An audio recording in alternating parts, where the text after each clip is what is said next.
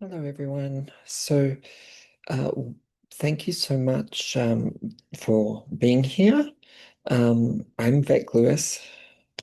I'm speaking to you on Gadigal land, and today I'm going to be speaking about community-based research and the poetics of survivance, a term that comes from the Anishinaabe um, theorist and writer Cheryl Viseñor, from collective methods to personal narratives. I'd like to thank from the outset Michael, Supriya, and Nero for inviting me to be part of this workshop and this day hosted by the Powerful Stories Network, which does amazing work. I guess I'll get us started.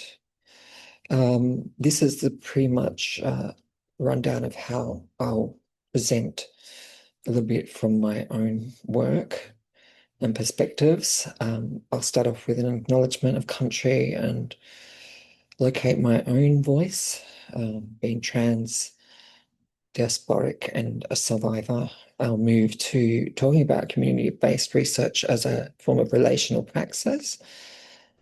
I'll talk about how I learned from the context of Mexico about methods otherwise, especially with the collective Vida Plena Puebla in Puebla, Mexico. I'll move to how this also inspired the approaches to a project that I headed up and designed with a team of people on questions of diabetes health and management amongst migrants in Sydney's West. And I'll focus in particular on my side of the field work, which was with Latin Americans, and draw out something of importance on Juan's participation in this process. I'll then move from what we conventionally think about as data to this process of poiesis, particularly in narrative, and that could be in poetic narrative, it could be in prose, but as a mode itself of participatory and dialogic practice. In particular, I'll center a little bit on my work in the archives in relation to family history, um, foregrounding the ethics of memory work, what I call memory work.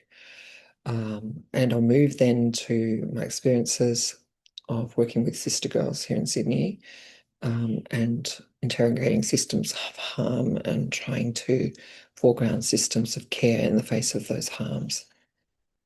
We'll then sort of turn our attention to one way of doing this work of repair through research and beyond the health clinic, that is through narrative medicine.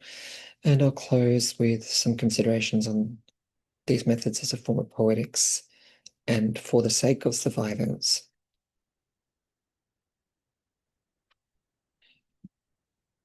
So this image may help to guide us, and it's an image that brings in different characteristics, which you'll also find traced out on the concepts, methods, otherwise handout that I'm giving you. I will come back to it, but it basically connects poetics of survivance to narrative therapy, decolonial praxis, the work of African American and trans scholars of color, such as Cameron Orchard-Rich and also Jose Esteban Munoz, decolonial feminism, healing justice. When it comes to community-based research, the place of participation and reciprocity, what I gleaned outside of a university environment from community-based research, the so-called diagnóstico participativo comunitario, community participatory diagnostics, and I'll also be delving into system harm and trauma and healing, particularly as regards to vulnerable communities who face complex trauma. But I want to do so in a counter-pathological way, looking at what healing practices are already there in communities, which also address systems of harm and failure and ways to commit or recommit to this work without engendering re-traumatization. So let me begin by acknowledging the Gadigal people on whose unceded lands we meet today and where I live and work.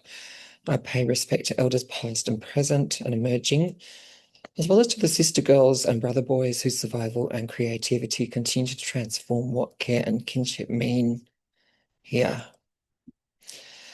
A little bit about my own context, experiences and relations. I was born in Wajik, Noongar Boodja in Gullamuru, one of 6 from the same mum and dad, and one of 12 if we include the greater number.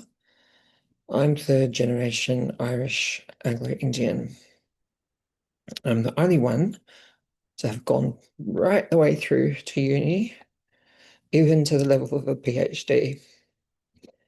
I come from an area where there's a high number of Noongar people in the community, but also South Asians, Burmese, and Anglo-Australian working class, as well as Filipinos. If we want to get dry and statistical, we can turn to the SAFAR index, which portrays us, that geography, as being severely disadvantaged. In particular, Armidale has that image or representation, especially through the media, as a source of crime, violence, and marginality. Now, it is true that there's a high incidence of interpersonal and family violence, and I myself am a survivor of those. So I think it's very important to separate out some of the stigma, for example, for those of us who grew up in Wajak Noongar Boodja, from the outer suburbs in a place like Armidale, from what are the real challenges of living in that part of country in the colonial, post-colonizing context. So having situated myself, I'd like to talk about what drove me a little bit to community-based research and how I understand it. I understand it as a relational praxis. It's not simply about participation, although that's important, but also about reciprocity. How knowledge can move back to where it came from, how the process itself can also be reparative. I understand community-based research, or CBR, as a practice of relation. So in that acknowledgement of country and tracing out a little bit about my own experiences and context, I'm trying to foreground as well that that's a community or set of communities that, while very stigmatized, do have relations, including for Noongar people with country.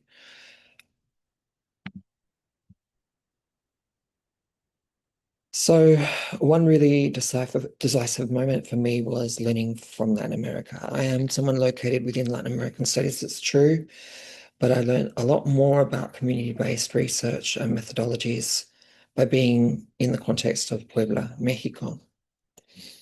I had actually started and formulated an anti-violence project, particularly given the death of a community leader, trans community leader in Puebla, which made headlines worldwide, Agnes Torres. I set up a quite, I guess, ambitious project proposal and connected with different collectives. I began some of that work, but then I also found, to my delight, that there was already a great research project underway, admittedly not in the city of Puebla, but in a neighboring town called Tehuacan. And it's from the group Vida Plena Puebla that I began to understand that such a sensitive topic as violence, an ethically compromising topic as engaging people with experiences of violence in the trans community, required a different approach. Not just your standard interviews, but instead adopting an approach that encouraged collective reflection amongst peers, highlighting as well strengths within community and paths to transformation, as well as understanding or seeking to understand and uncover culturally specific notions of the manifestations and responses to violence.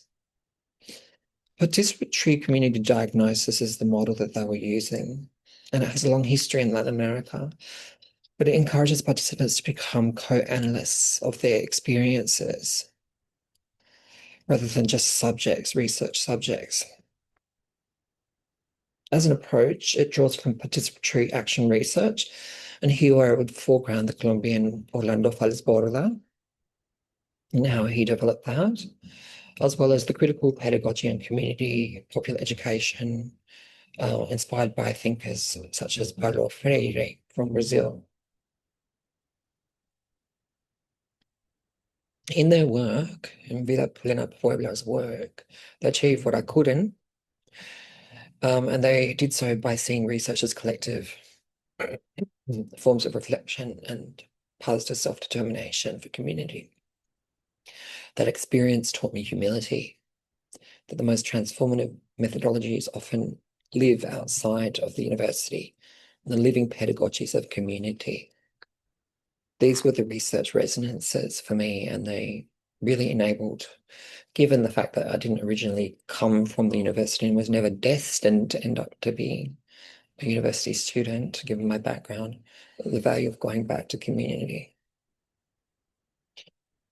Now, in regard to migration and diabetes, particularly as through the lens of masculinity and the story of men, such as one, well, years later in Western Sydney, I drew on these methods contained with participatory community or community participatory diagnosis, namely PLA, participatory action tools for action, in a project on diabetes care amongst Arab, Chinese, and Latin American migrants in Sydney's West. We used lifelines, body maps, and health journeys. These are tools that come from PLA and that let people visualize their stories across time, body, and migration process. They produced within workshops artifacts that that enable them to lead the workshops and talk about each element therein. Now, out of this process, I can draw attention to one's experience. One was someone himself who had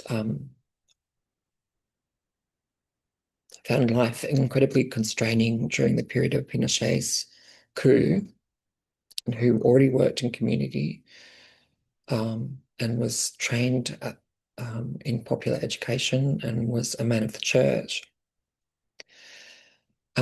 But by the time I meet him in this workshop context down in Bonnyrigg, he's in his 50s. And through the PLA tools, he mapped his own experience of illness, challenges of work, the long shifts that he had to endure as a worker over his lifeline, the dietary adjustments, and also the problematic bureaucratic encounters he had within health and support services. Through his drawings and reflections, a complex story emerged, one about masculinity, migration, and constant waiting. He said, I used to feel like a man with strength. Now I feel like a man, the system keeps waiting. What surfaced from this approach using PLA were not just biomedical facts, but textures of shame, endurance, and quiet repair. Insights that never appear in a standard health survey, especially the insights that arose that really gave us a view into how diabetes care rubs up against and is complicated by mental health struggles. The process itself became a kind of narrative medicine, and I'll turn to this idea of narrative medicine soon. Attention, representation and affiliation, listening, witnessing and relating. And it was really important as well, even for the unstructured interview process, to be engaged in that form of listening. Indeed, with one, I started off with lines from a poem, which were all about loss. And then he talked about loss. Yeah.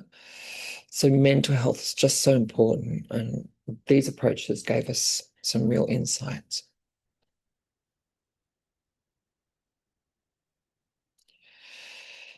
Now, speaking of poetry, moving from what gets conceived in traditional research as mere data to poiesis, something more generative and actually quite creative.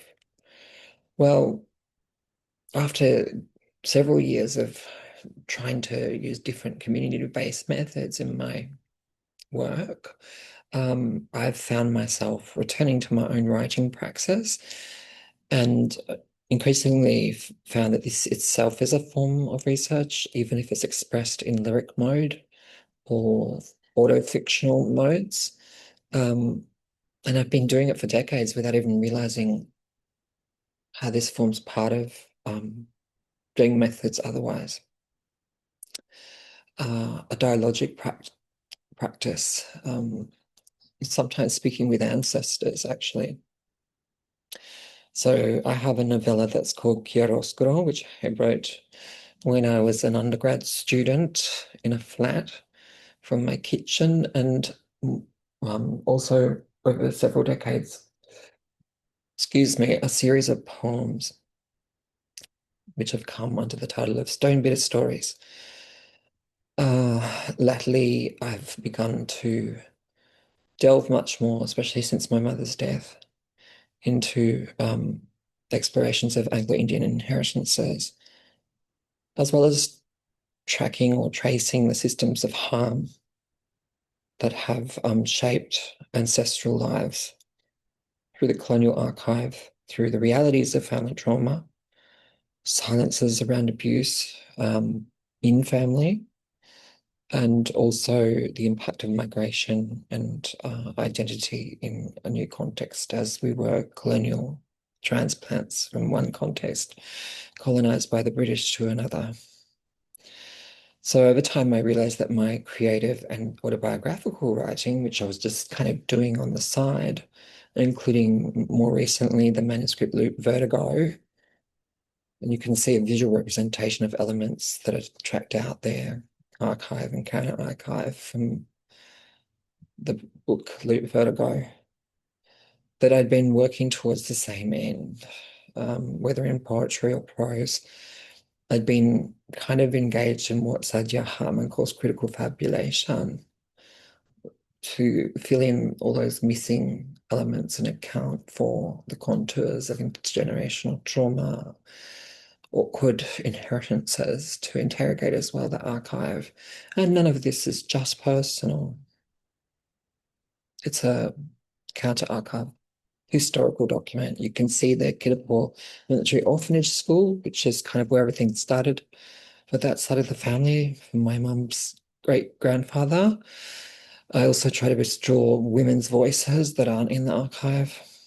And I do this in different ways, but like this is through principally the poetic manuscript, Loop Vertigo. So family archives and the ethics of memory work. I'm including this lovely photo from Kings Park, 1945, and it features my Uncle Hugh, his wife Connie, and his two children, Alan and Claire. Obviously, Claire's a girl there, but she's been a real important informant, to put it that way, in my family and archival research. She's made disclosures and made available an abundance of realia and letters, objects, and so on that were part of the family archive, and also spoken to realities and truths that were not necessarily evenly communicated within family. But I include a photo of her there as a young girl. She's still with us. She would be verging on 90 by now. And she remembers her brother in particular, Alan, fondly. She knows a lot about our family history, including her father being an Anglo-Indian man who only spoke Hindi when he arrived in Perth. So, with the process of doing this research, I did also engage with the official archive here based in West Bengal, given that everything started for us in Kidapur in West Kolkata. My turn to family and colonial history brought new challenges. how to engage the archive without reproducing its erasures and violences, and how to write from within family trauma without turning it into a spectacle.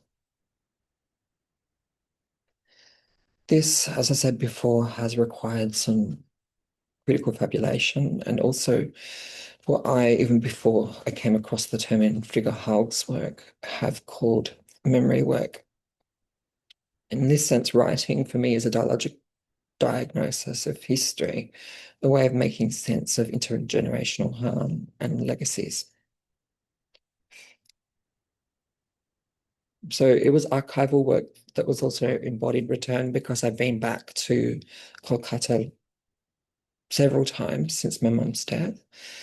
And through my mum's cousin Claire that you saw as a child on one of those earlier photos, I've also managed to secure copies of letters of Granny Una, and also one of her daughters from the early days of migration to Australia. Archival return becomes then a form of counter-genealogy, tracing how colonial systems of documentation and identification shape our lives and histories across generations in what I call colonial space-time. This has also required moving away from the formal archive, especially as it is dominated by administrators of colonial regimes and men in particular, to excavating letters from my great-grandmother, that is Una, my nana, and also my great-aunt Doris. Now, moving out of the family context into community context, and let's just say all these culminating experiences have informed my more recent work. Being someone who's openly trans and has relations also in community, in particular with sister girls, from pretty much early on in the 2000s. I made the acquaintance through a mutual friend of Rosalina Curtis. She's my main kind of mate, who's a sister girl. And she's one woman that had moved from Morris Soak, just outside Alice Springs. She's Arenda, I should say. And she moved from the space of remote community and homeland to Sydney because of the need to seek medically supervised transition therapies. And this is a very common narrative thread for the lives of such sister girls. But they still maintain many links to their homelands as well, which is important to them for a number of reasons. And here you can see a photo of Rosa in the top right-hand side of the photo. She took the selfie, and that's me going like that. And then there's her sister Bree and the elder from Tiwi, Crystal Love, who's an amazing person, very, very deep thinker and doer.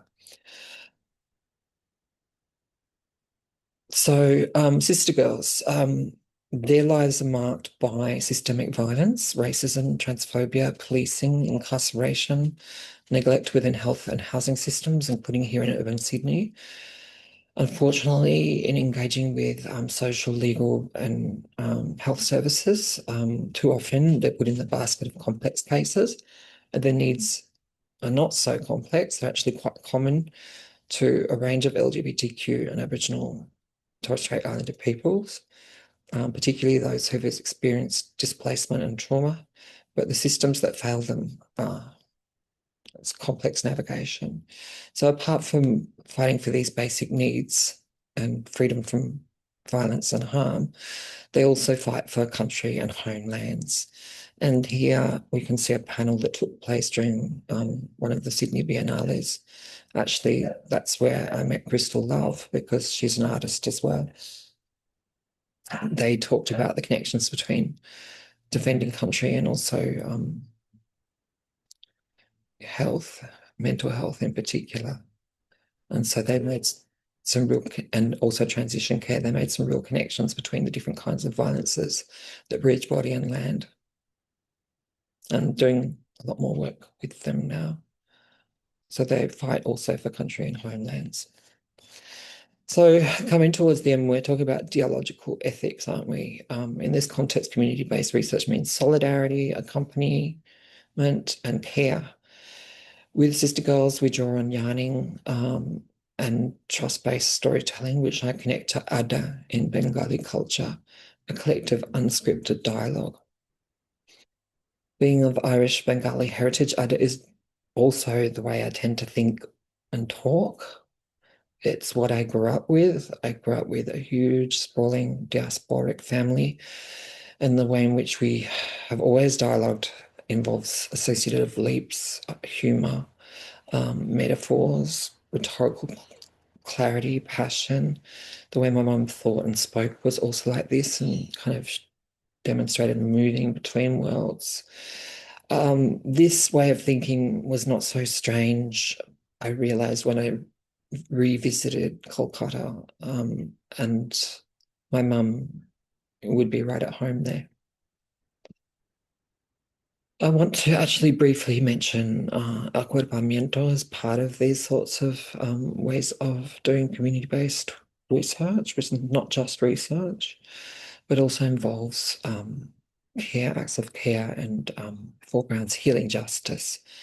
So acuerpamiento, acuerpamiento and bringing togetherness, solidarity, and mutual work resonates with this and with healing justice principles that we must identify systems of harm, not the individual as the site of some kind of pathology, but that we also bear a responsibility then as well to people's mental health and care.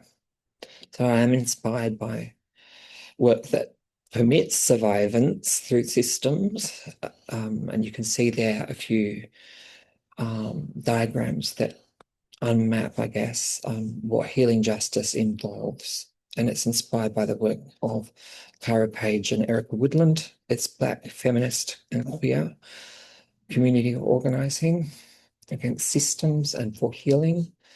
And the images come from Healing Justice Lineages, which is a book co-authored by them. So really we're talking about in community-based research, and also in my own autofiction and poetry, spaces of narrative repair.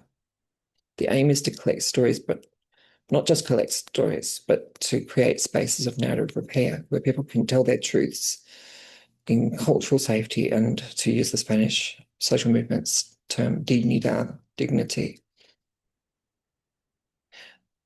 This means seeing where our stories overlap, right? And finding threads. What unites all of these threads from one story to my poetry, from Sister Girls Yarning, which unfolds in multiple spaces and real time, to archival writing, is a practice of narrative medicine. The socially embedded relations of care outside of many institutional spaces. In Rita Caron's terms, this requires attention, deep listening, which is also a very important Indigenous concept, attuning to what is said and unsaid in our spaces. Co-presence, yeah. Representation becomes storytelling through words, image, movement, and the silences as well. Recognition of grief and loss. Affirmation becomes a relational solidarity forged through shared vulnerability. So using a decolonial and trans lens, it's for all the way, nothing about us, without us. In this work, narrative medicine meets community-based research through a decolonial and trans lens, not the healing of the isolated self, but the restoration of connection across bodies, histories, systems, spaces. I would also say that I've been very inspired by the work of Devanuj Dasgupta in this regard, who works with LGBTQI refugees across different borders and has developed, all sorts of artistic approaches, including the making of zines and graphic representations of people's stories. So fundamentally, this for all the way in all of our diversity, nothing about us without us, means making meaning together, whether that be through the work that inspired me from Mexican collectives, to what I put in place through the Western Sydney workshops, from my own poetic work to my work as a peer supporter as well. The question remains the same. How do we make meaning after harms, and how do we work towards healing? The last word, community-based research can be then seen as exactly that, the form of creation, poiesis, and the poetic. For me, it's not just methodological, it's also poetic. It asks us to dwell in the messy, the unfinished, maybe even the terrible we, the intersubjective. It invites us to also interrogate our positions of power clearly and mitigate against domination. And foreground care and storytelling as ways or roads to justice. Stories become foundations for care. As a trans diasporic survivor researcher, I hold on to this. The stories we tell, some of them, yes, like my collection implies, are stone bitter. And the ways we listen themselves can be the foundation for infrastructures of care, finding ways to create these webs. They can build relation where institutions have failed. They can name harm and they can imagine otherwise. So thank you very much. I'll leave that Poetics of Survivance diagram up there again and its various branches. Dhanyavad, dhanyavad, gracias.